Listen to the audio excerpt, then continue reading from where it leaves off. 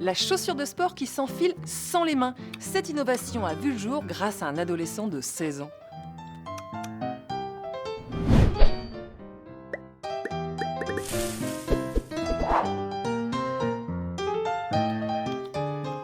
L'histoire de la chaussure main libre démarre en 2012. Cette année-là, l'Américain Matthew Walzer s'apprête à entrer au lycée et il est inquiet car à 16 ans, Matthew ne sait pas enfiler ses chaussures tout seul.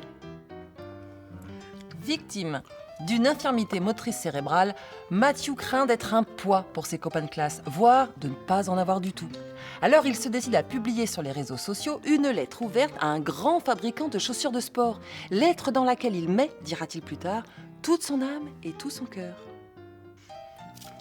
Je ne peux porter que des baskets montantes, car mes chevilles ont besoin d'être maintenues. Si vous pouviez concevoir des chaussures de sport avec un système de fermeture que je puisse utiliser, vous créeriez alors une ligne qui séduirait tous ceux qui doivent relever les mêmes défis physiques que moi, et il serait encore possible que tout le monde les adopte. Dès sa publication, la lettre devient virale. Une semaine plus tard, l'adolescent reçoit un appel d'un représentant de la célèbre société, d'autant plus sensible au sujet que son dirigeant, récemment victime d'un AVC, a vu sa mobilité considérablement réduite. L'adolescent explique ses difficultés et ce dont il a besoin. Quelques mois plus tard, il reçoit un prototype, l'essaie, demande des corrections. Il faudra 3 ans pour développer le premier modèle.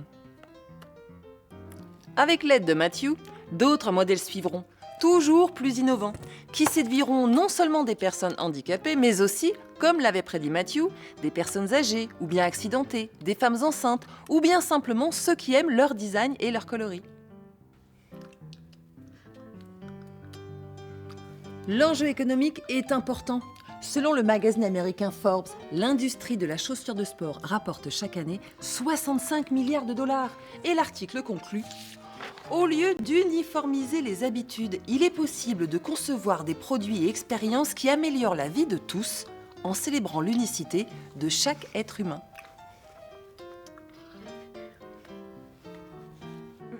Matthew, lui, a réussi ses études. Il est aujourd'hui à la tête d'une association pour défendre les droits des personnes en situation de handicap.